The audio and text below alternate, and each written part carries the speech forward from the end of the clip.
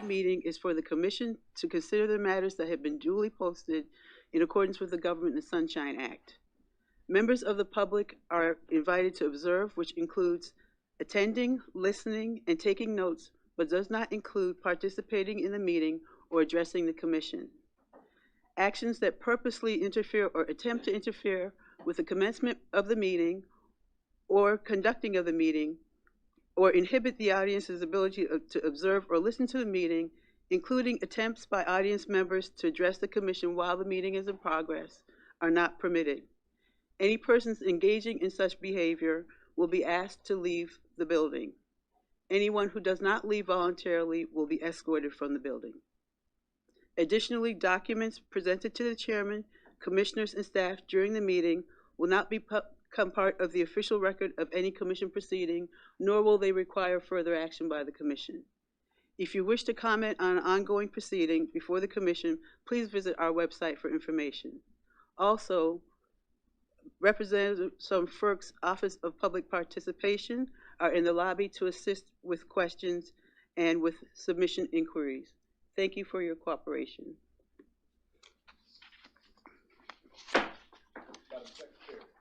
We are ready to begin. Good morning, Mr. Chairman. Good morning, Commissioners. This is the time and the place that has been noticed for the open meeting of the Federal Energy Regulatory Commission to consider the matters that have been duly posted by the Commission. Please join us in the Pledge of Allegiance. I pledge allegiance to the flag of the United States of America and to the republic for which it stands, one nation, under God, indivisible, with liberty and justice for all. Commissioners, since the February open meeting, the Commission has issued 68 notational orders. Thank you. Thank you, Madam Secretary. And good morning, everybody. I'm a little surprised to see so many people in the audience today. It's not like there's something else happening down the street that might require your attention. But I do want to thank you for being here. I also want to acknowledge that we do have 3 FERC nominees that were nominated by the President who are probably having questions right now. They're undergoing their hearing right now. We wish them the best, and we look forward to working with them if and when they are confirmed. I want to also acknowledge that this month is Women's History Month, which recognizes and celebrates the contributions of women to society. Women's History Month is an opportunity to learn about gender discrimination, sexism, and the persistence of each.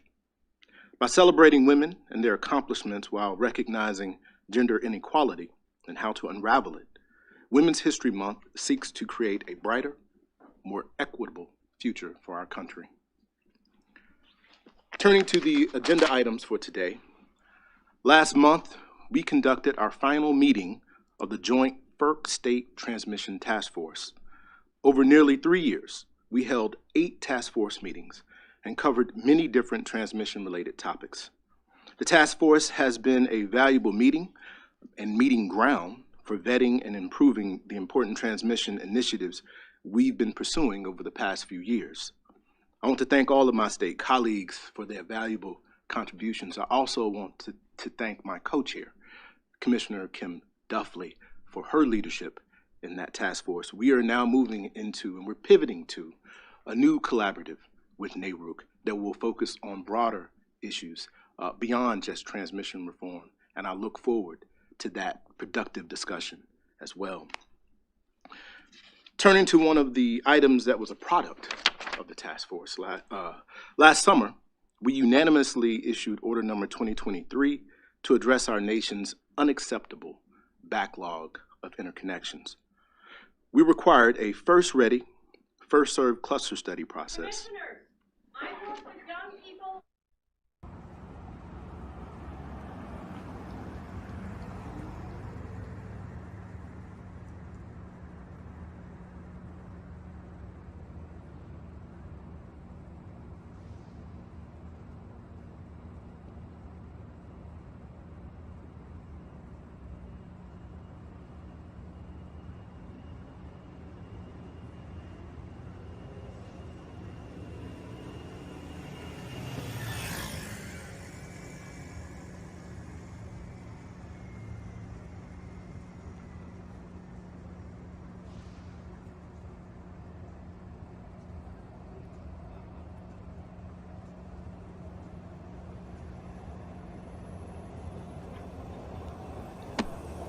Back on the record? Yes. I was speaking about order number 2023. We required a first ready, first served cluster study process and made other reforms to speed up the processing of the queues and to incorporate advancements like grid enhancing technologies and hybrid resources. Today we act on the request for rehearing and unanimously, hopefully, issue order number 2023A. We largely uphold the requirements in the final rule, but make various clarifications. For instance, the final rule established penalties on the transmission provider when they fail to finish a study on time. We uphold the removal of the reasonable effort standard and affirm the Commission's authority to adopt late study penalties under Section 206 of the FPA. We also remove a potential hurdle to interconnection by broadening the acceptable forms of security for deposits. To allow transmission providers to incorporate the various clarifications made in this order, we will extend the deadline for order number 2023 compliance until the effective date of this order, which will be 30 days after this order is published in the Federal Register. Today, we are also issuing a notice of inquiry to gather more information about specific contracting practices by interstate natural gas pipeline companies. The Commission's existing docket includes detailed comments from petitioners about negative results of packaged offers and combined bids. The docket also includes detailed comments from interstate pipeline companies about positive results of this contracting practice. I want you to know we take this issue seriously. We believe that there's a benefit in continuing the discussion, and I look forward to hearing from all of our stakeholders on this important matter. With that, that concludes my comments from today, my opening comments, and I will now turn to my colleagues. Commissioner Clements. This commission needs to stop blank.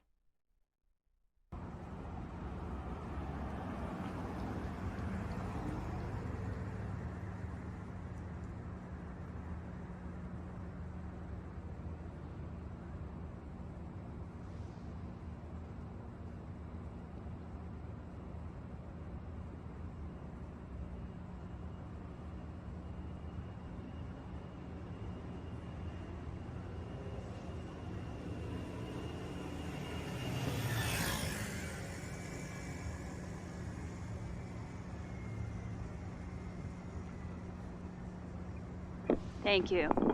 Good morning. There is a lot going on today, and I also want to extend my good wishes to the nominees who are over on Capitol Hill this morning. And as Commissioner Christie and I were walking down this morning, I said, wow, it's a different day for us versus them. We remember what that felt like. So I wish them the best. And for Women's History Month, I want to acknowledge our Women Empowering Women Employee Resource Group here at the Commission. I was able to join in on a panel that Janelle, as their executive sponsor, and Heidi and Danielle and the rest of the WU team put on, and they brought in women from across government, including Commissioner Caputo from the NRC and other women leaders, and it was a really interesting conversation, and it's really important for us to hear each other and learn from each other in that way, so congratulations on that. And in other good news on the Women's History Month, I want to congratulate former FERC employee Kelsey Baggett, who is being appointed to the Virginia SEC. I'm sure her alumni, former boss, is quite proud of that as well, but that's a really exciting thing, and we're all happy for her in that way. Moving to the agenda on E1.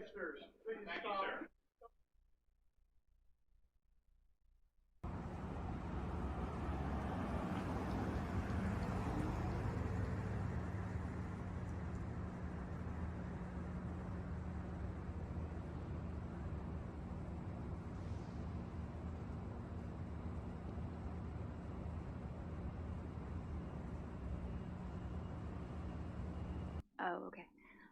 I think it's brave for people to share their perspectives. So moving on to the agenda on E1, I am pleased that we are affirming all of the core reforms of Order Number 2023. We are requiring greater stringency on both interconnection customers and transmission providers, an appropriate approach given how pervasive and consequential interconnection backlogs are. Electric demand is surging, driven by domestic manufacturing, the demand for data storage and processing power, and the growth of artificial intelligence. So now getting new generation online more quickly is imperative, not only because it fosters competition and access to low-cost power, but because it is now critical to powering our nation's economic growth. I am happy to say that with this rule, the past is no longer prologue for the time it will take interconnecting resources to hook up to the system. As I said when 2023 was issued last year, this rule isn't the end of our work on interconnection, but it's a major step forward. Special thanks go out to the staff team, many of whom are here, that have lived and breathed interconnection for the last couple of years. And of course, no major rule can please everyone. But with our staff's meticulous work, I can say that we carefully considered every request for clarification and rehearing. I'm pleased that today's order offers numerous helpful clarifications that will improve the suite of reforms and will facilitate timely implementation.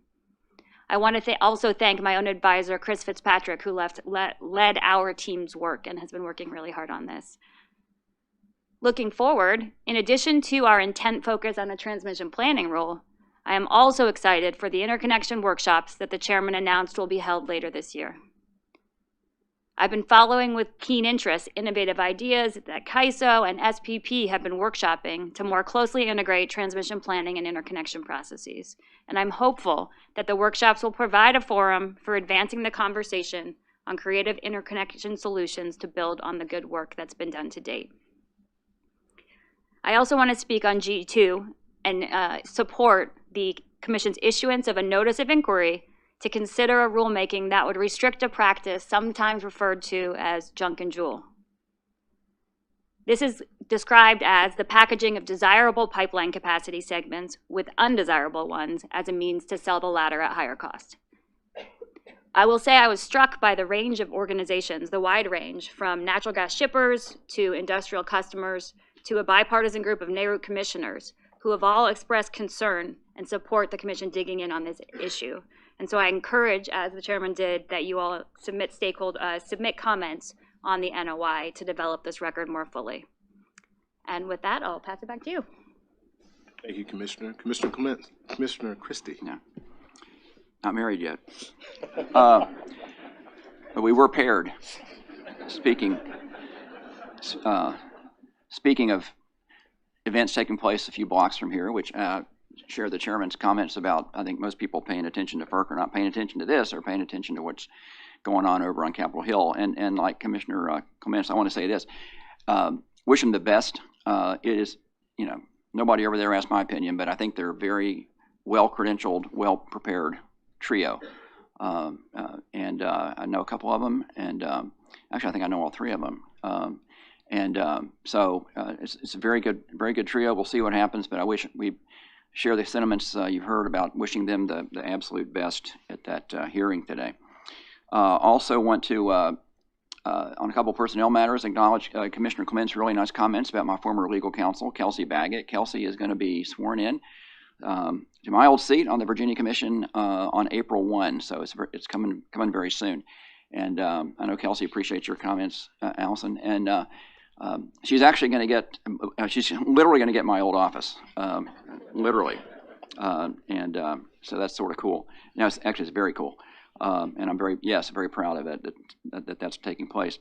Another personnel matter, I want to introduce Alan Rukin. Alan, if you'd stand up, please. Alan is going to be joining our office on as a detail leave to help out in the next couple months. And I want to, first of all, thank Alan for being willing to do it.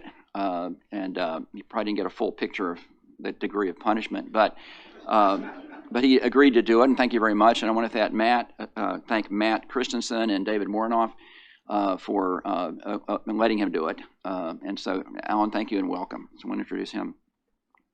The agenda items today, I'm only going to speak to one right now, and that is the FERC NARUC Task Force. I'm very pleased that the chairman moved forward with this, and this has been a very helpful entity, I guess that's the best word for it, that we've had for dialogue with state commissioners, and I'm very glad that we're renewing it today. Actually, it's a broader portfolio to move beyond just one issue and have a vehicle to discuss many important issues with state commissioners, and so I'm very glad that we're we're moving forward on that. And so with that, that's all I got for now.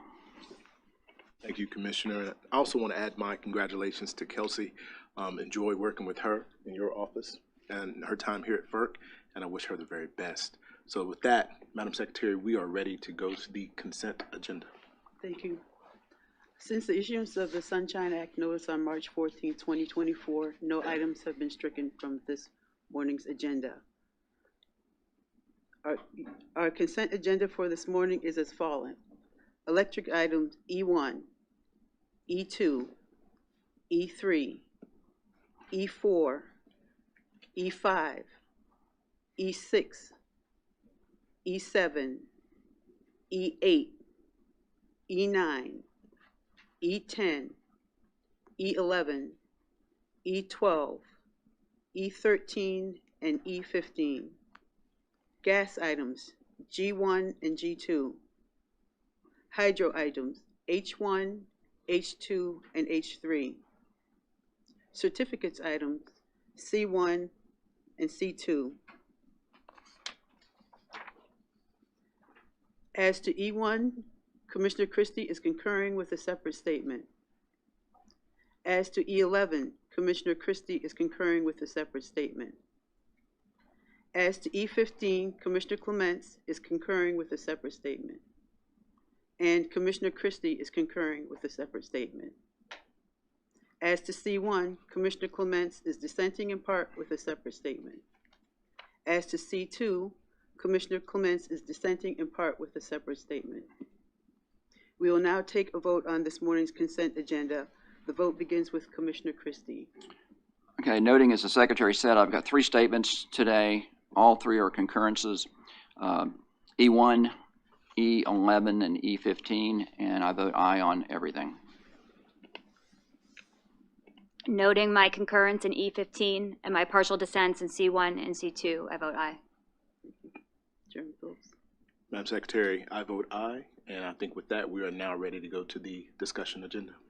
Thank you. The presentation and discussion items for this morning is A3, the 2023 State of the Market Reports. There will be a presentation by Matt Butner, Leah Adelman, and Taylor Webster from the Office of Energy Policy and Innovation. They are accompanied by Rakesh, who is also from the Office of Energy Policy and Innovation. You may commence. Good morning, Chairman and Commissioners. The Office of Energy Policy and Innovation is pleased to present a summary of the 2023 State of the Markets Report. In our presentation today, we're going to discuss our key findings on market fundamentals and spotlight a few other topics in the report. The complete report includes additional information and will be posted on the Commission's website. On the next slide, we show our key findings on market fundamentals for the year 2023. Natural gas prices declined year over year due to increased natural gas production and a mild winter that reduced the demand for space heating. Lower residential and commercial sector natural gas consumption was accompanied by increased exports and additional demand for natural gas to use to generate electricity. Overall, natural gas demand increased, exceeding 100 billion cubic feet per day on average for the first time. In wholesale electricity markets, prices were down across the United States significantly from high prices in 2022, with the largest decline occurring in New York City. Compared to the 5-year average prior to 2022, prices were up across most of the United States, with the largest increase in the West, smaller increase in the East, and price declines in SPP and MISO South. Total electricity consumption declined in 2023 in most regions and overall in the United States. However, record heat during the summer in the central United States contributed to record peak electricity demand in SPP and in ERCOT. The nation's capacity mix continues to change, consistent with recent years, in which most nameplate capacity additions came from solar, natural gas, and wind resources, while most retirements came from coal. The amount of installed capacity has grown, with 26 gigawatts added in net since 2022 and 110 gigawatts added in net since 2013. Preliminary data from Lawrence Berkeley National Lab shows a continued interest in the number of active interconnection requests, with the largest growth coming from battery storage resources. I'll now turn it over to Leah Adelman to discuss natural gas markets. Thank you, Matt. As shown in this slide, prices at major natural gas hubs declined year over year in 2023, in contrast with the year-over-year price increases seen at most hubs in 2022. In 2023, the benchmark price at Henry Hub averaged $2.53 per million BTU, a significant decline, 60%, from an average of $6.38 per million BTU in 2022. Downward pressure on prices overall came from record high natural gas production outpacing growth in natural gas consumption. Production increased most noticeably in the Permian region, driven by improved well level productivity and higher crude oil prices, which prompt more oil production and with it more production of associated natural gas. However, the growth rate of natural gas production declined in 2023. Mild temperatures in the Midwest and Northeast in January and February 2023, the peak of heating season, led to reduced natural gas consumption in the residential and commercial sectors, and in turn, lower withdrawal of natural gas from underground storage. Lower natural gas prices contributed to lower wholesale electricity prices because natural gas is the primary resource type for electricity generation, accounting for 42% of electricity generation during 2023, an increase from 39% in 2022. Lower natural gas prices also contributed to natural gas-fired generators producing more electricity to displace electricity produced from more costly coal-fired generators. The growing share of natural gas generation in the resource mix increases the need to improve and integrate the operations, communications, contractual arrangements, transparency, and reliability concerns between the natural gas and electricity markets. Next slide. In 2023, demand for natural gas in the United States exceeded 100 BCFD on average for the first time. The graph shows the totals and percent growth of natural gas demand by sector. Power burn, the largest component of U.S. natural gas demand, shown here in red, reached a new annual average high of 35.4 BCFD, an increase of 7% over 2022. Gross LNG exports and gross pipeline exports to Mexico and Canada grew in 2023 to 12.8% of total annual U.S. natural gas demand. That's a 21% increase year over year for net exports. For U.S. LNG, exports increased by 1.3 BCFD to 11.9 BCFD in 2023. I will now turn it over to my colleague Taylor Webster to discuss electricity markets and transmission infrastructure. Thank you, Leah. This slide shows capacity additions and retirements by region and resource type for 2023. Across regions, CERC added the most generating capacity, with 7.8 gigawatts coming online, while PJM retired the most capacity at 6.8 gigawatts. Solar was the primary resource type added. At 18 gigawatts, solar capacity additions were more than double the amount of capacity added by wind, natural gas, or battery resources, which each ranged between 6 and 9 gigawatts for the year. Battery storage capacity additions also reached a new milestone in 2023.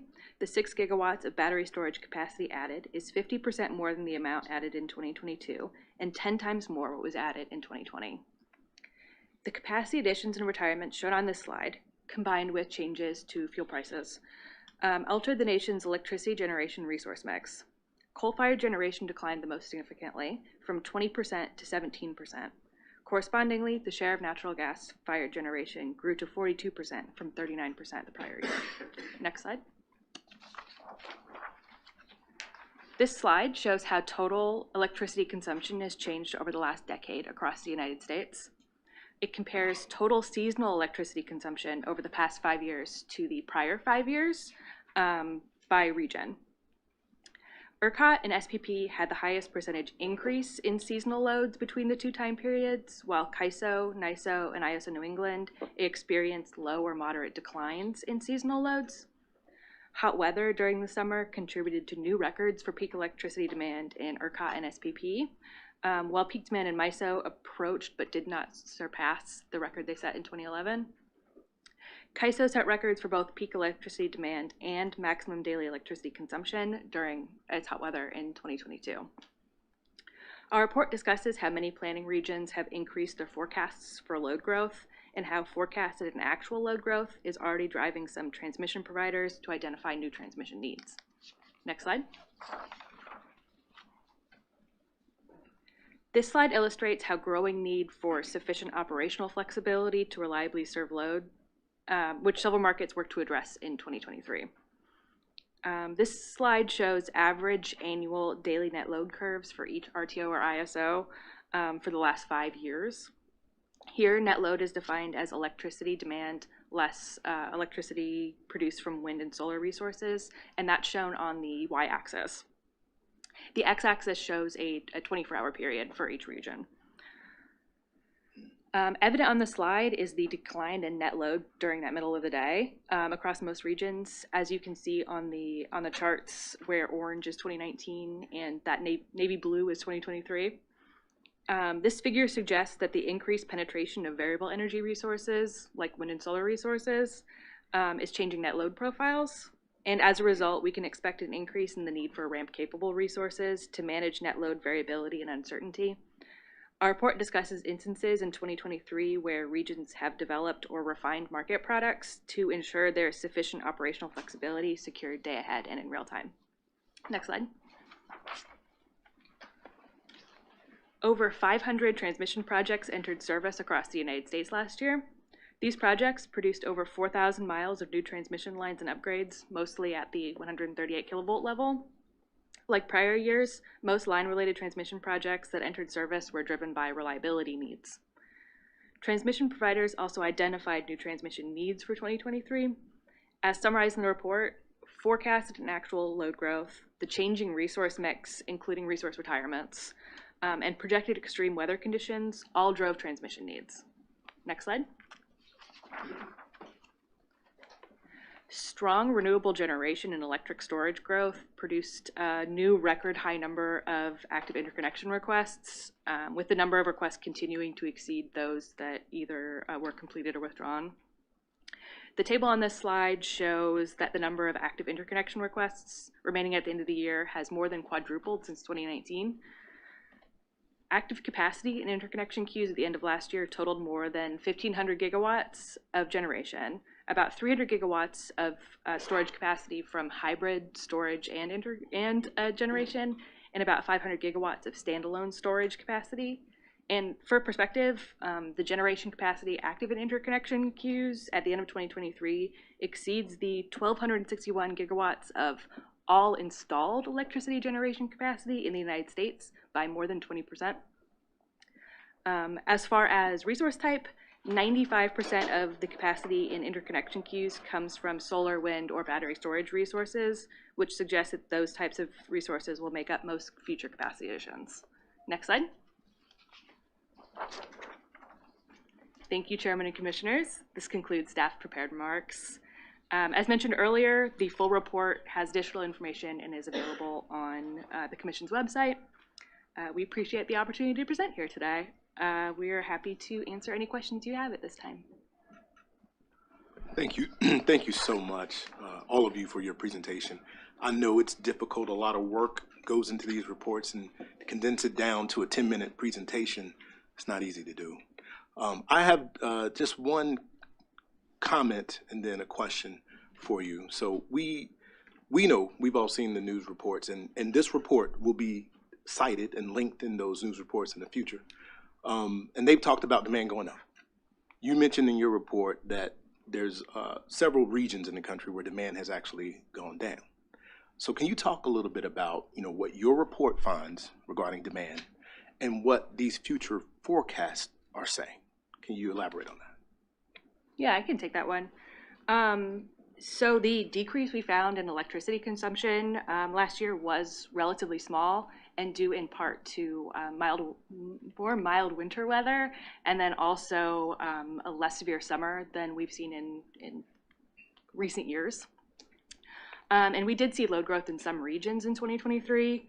ERCOT and SPP set new records for electricity demand, and there was also growth in load pockets due to data centers and other commercial or industrial loads, which have prompted the need for new transmission upgrades.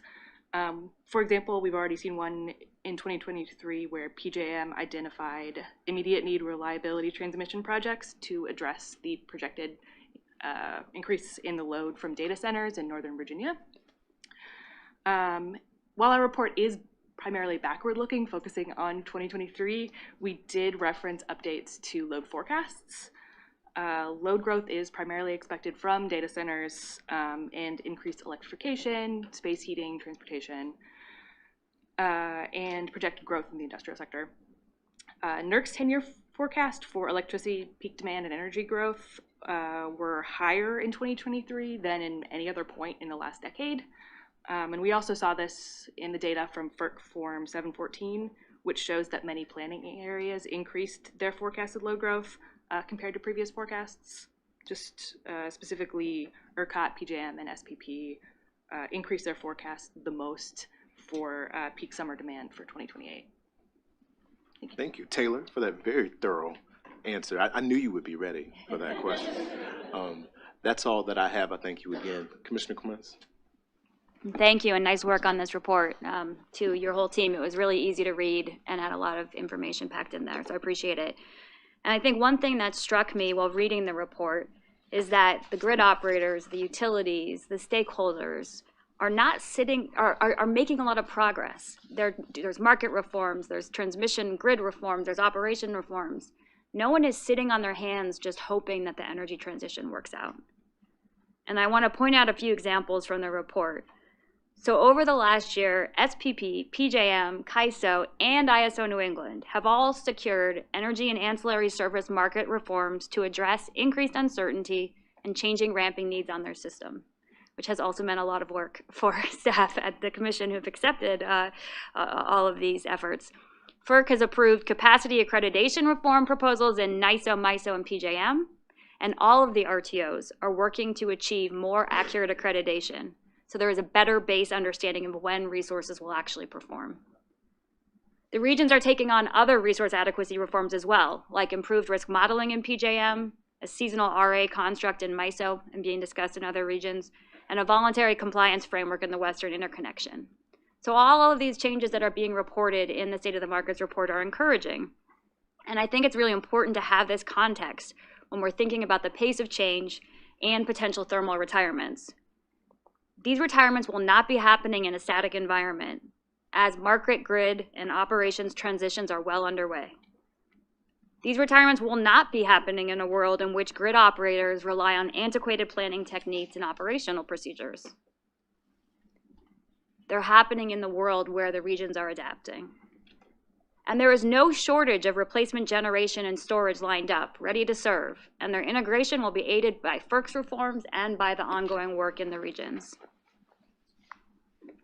While there is no doubt that some potentially retiring units will be needed for reliability, it is certainly not all of them, or even most of them.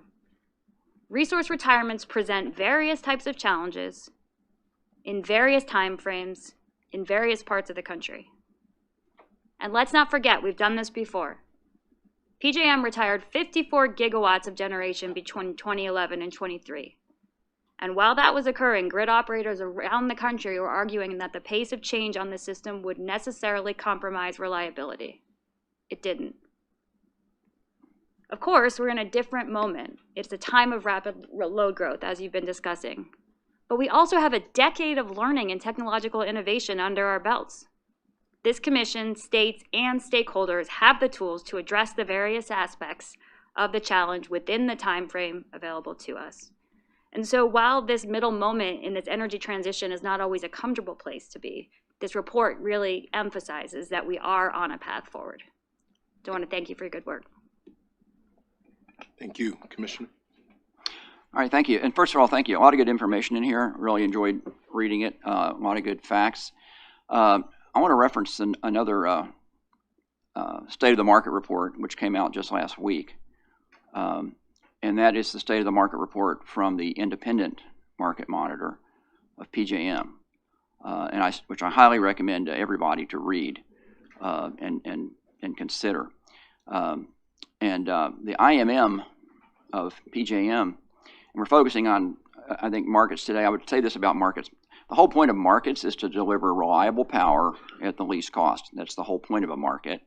It's certainly the point when you have capacity markets, and Eastern RTOs all have capacity markets, and the MISO has a capacity market. So obviously when the PJM independent market monitor puts out a state of the market, he's obviously talking about the capacity market, which is supposed to deliver on that first prong, the reliability part.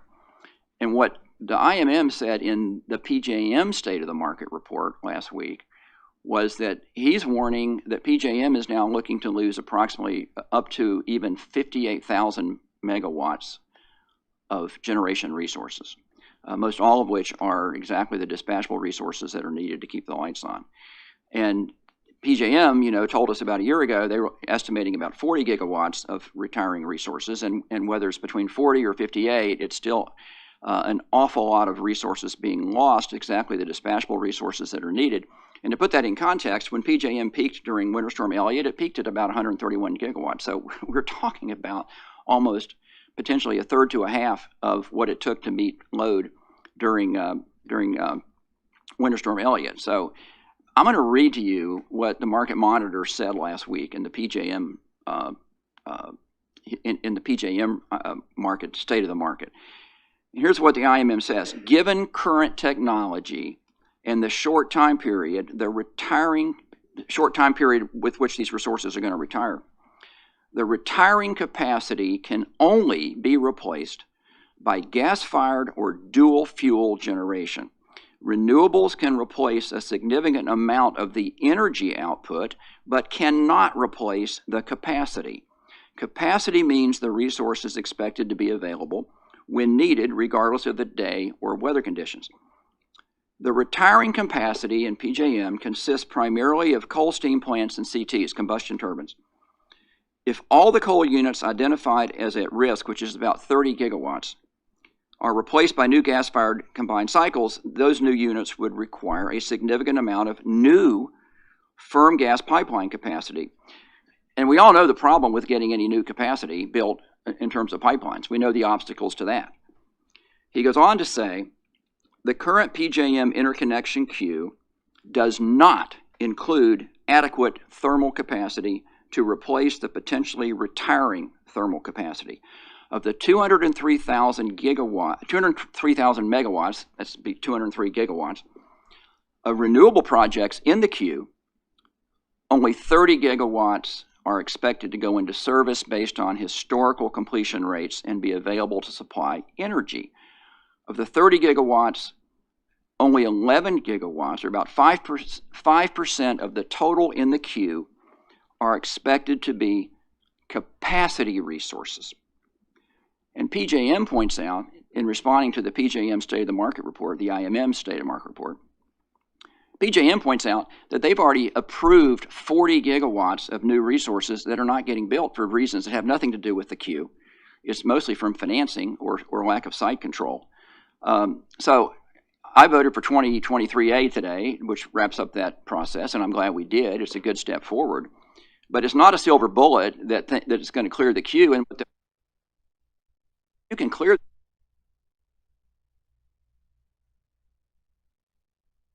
so point I think that the IMM is making, he made it in his own words, far better for me to say it, is we have major problems in the, and by the way, MISO, which is the other large operator of a capacity market, I really recommend you read the report MISO put out last month. It's called MISO's Response to the Reliability Imperative.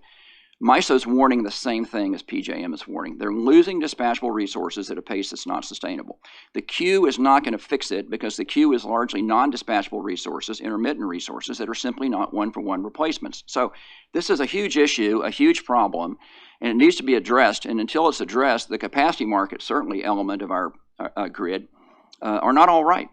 But they're not all right because they're not producing the point of any capacity market, which is reliable power at the least cost.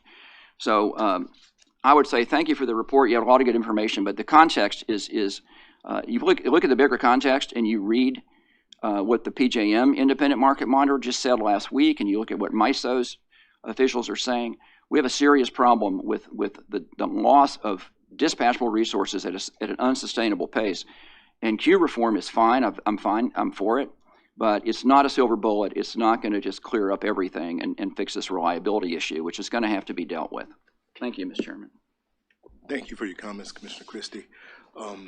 With that, we thank you. We thank FERC staff for their attention. Thank you, Madam Secretary. I'll now go to closing remarks. Commissioner Clements.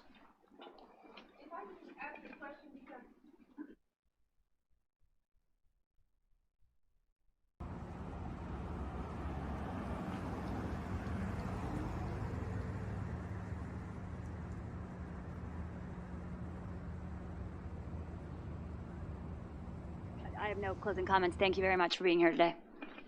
Commissioner. NCAA March Madness today. Get your pool in. That's it. Thank you. And that's all from me. This concludes our open meeting for today. Thank you so much for attending.